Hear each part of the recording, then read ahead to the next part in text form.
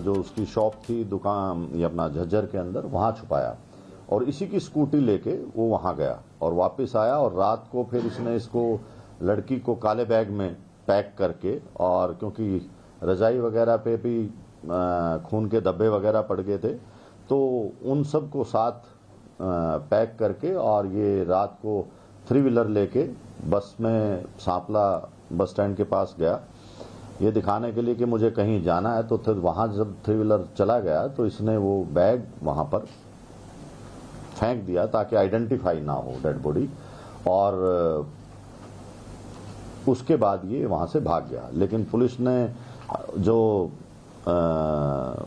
इनकी खुफिया रिपोर्ट थी या जो भी इलेक्ट्रॉनिक इंटेलिजेंस से और दूसरे साधनों से इसको 36 घंटे के अंदर बहुत मेहनत करके इस लड़के को गिरफ्तार भी कर लिया और आज पुलिस इसका रिमांड ले रही है और भी जो बातें निकलेंगी उसको आपके साथ साझा कर दिया जाएगा। मोटिव क्या था, क्यों मर्डर किया गया, क्या बताया आरोपी ने? देखिए, मोटिव ये था कि उनका आपस में यारी दोस्ती थी, आना जाना था, करीब 6-8 महीने से 1.5 साल से सोशल मीडिया पे थे और उनकी जो कहानी एक्यूज ने बताई है, जो इंसाफ किया है, उसको हम बार बार वेरीफाई कर रहे हैं। लेकिन इनका झगड़ा हुआ है आपस के अंदर, झगड़ा किस बात पे हुआ वो सब चीजें रिमांड के अंदर आएंगी।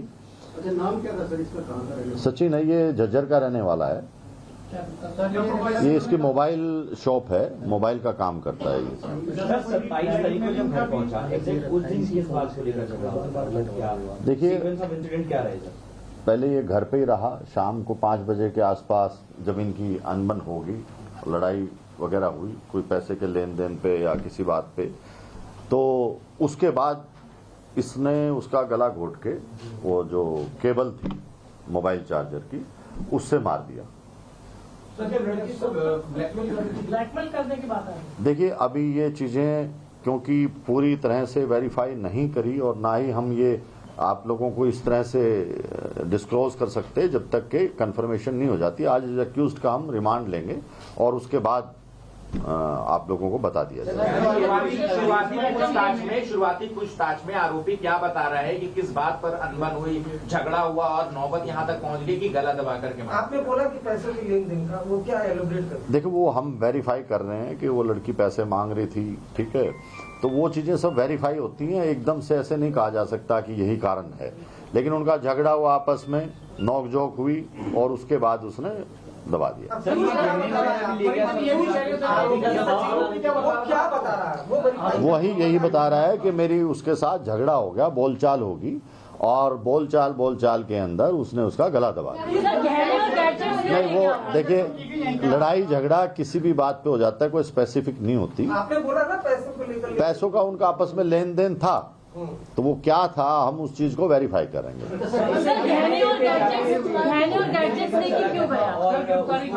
देखिए, इससे इंटेंशन पता लगता है लड़के की कि डेथ करने के बाद जो उसके जेवर थे, लैप। तो हिमानी हत्याकांड में बड़े खुलासे हो रहे हैं, लेकिन बढ़ते आगे बात संभल की करेंगे।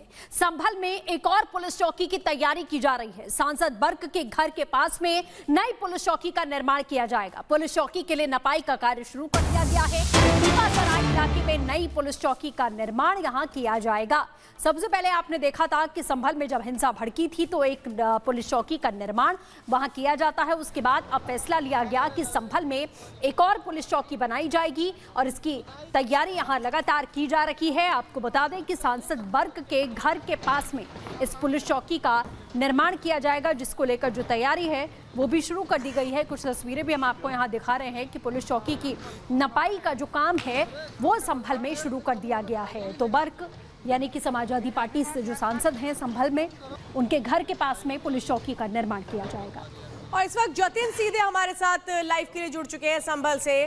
जतिन, इस पुलिस चौकी को बनाने का काम कब से शुरू होगा और क्या इसको लेकर के पूरी जानकारी निकलकर सामने आ रही है?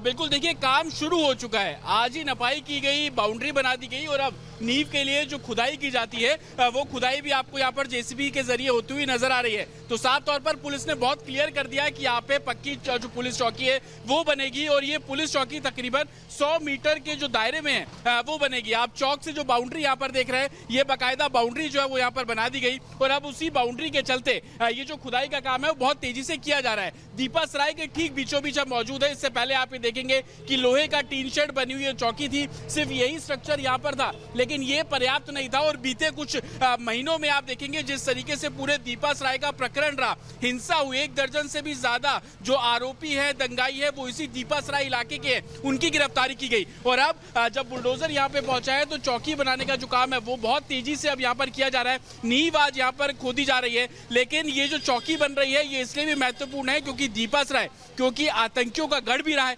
AQIS के चीफ आसिम उमर इसी इलाके के रहने वाले हैं। लाहौर जेल में बंद उस्मान वो भी दीपा सराय का रहने वाला है और गुलाम जो हाल फिलहाल में गिरफ्तार हुआ शारिक साटा का बेहद करीबी, उसका घर भी यहाँ पर है। और सबसे इंपॉर्टेंट शारिक साटा जो कि डी कंपनी के साथ जुड़ा हुआ है, दुबई में इस वक्त है, उसका घर भी इस चौकी से महज 100 से 150 मीटर की दूरी पर है। तो आप इसी से अंदाजा लगाइए जो 4-5 नाम मैंने आपको अभी बताए हैं उनके घर ये जो चौकी यहाँ पर बन रही है यहाँ से महज 100 से 150 मीटर की दूरी पर है। मेरे विजय सीपी सिंह अगर आपको तस्वीर दिखाई, देखिए जिस जगह पर चौकी बन रही है वहां पे ये रिहायशी इलाका है, आसपास आपको घर बने हुए नजर आ जाएंगे। और अब इन घरों के बीचों बीच अब ये जो पुलिस चौकी यहाँ पर बन रही है बेहद इंपॉर्टेंट, जिस तरीके से रमजान का महीना भी है, जो जानकारी मिली कि सिर्फ दीपा सराय इलाके में ही 26 से ज्यादा मस्जिदें हैं और आप यहाँ की पॉपुलेशन का अंदाजा लगाएं जो कि कागजों पर कुछ और है लेकिन रियलिटी में बहुत ज्यादा लोग यहाँ पर रहते हैं जिनको एग्जैक्ट फिगर बता पाना बेहद मुश्किल है। लेकिन अब नींव खुदाई का जो काम है बहुत तेजी से यहाँ पर किया जा रहा है। एडिशनल SP खुद यहाँ पर मौके पर मौजूद है जो इस पूरे काम का जायजा ले रहे हैं और अपनी नेतृत्व में जो काम है वो करा रहे हैं। सर, खुदाई भी आज शुरू कर दी, मपाई भी आपने आज शुरू कर दी है, कब तक हम देखेंगे कि यहाँ पर चौकी बन जाएगी? इस चौकी का निर्माण कार्य शीघ्र ही पूरा करा जाएगा। अभी इस चौकी का जो निर्माण है 3 मंजिला किया जाएगा। इसमें लगभग 2 से 2.5 महीने लगेगा और शीघ्र ही चौकी का निर्माण कराते हुए इसमें कंट्रोल रूम स्थापित किया जाएगा जिससे कि यहाँ आसपास प्रभावी रूप से निगरानी की जा सके। कितनी महत्वपूर्ण है सर दीपा सराय के ठीक बीचों बीच ये चौकी बनना? अपराध एवं अपराधियों के नियंत्रण के लिए यह चौकी अत्यंत ही महत्वपूर्ण है जिससे कि अनेक अतिवादी व्यक्तियों, तस्करों एवं अपराधियों की रोकथाम की जा सके। अल-कायदा इंडिया सब कॉन्टिनेंटल का चीफ भी यही कहा है। क्या लग रहा है कि गलत डायरेक्शन में भी यहाँ के जो यूथ हैं वो जा रहे हैं, ये चौकी उन पर भी निगरानी रखेगी, सही राह पर लेकर आएगी? बिल्कुल नई पीढ़ी को इससे जोड़ने की जरूरत है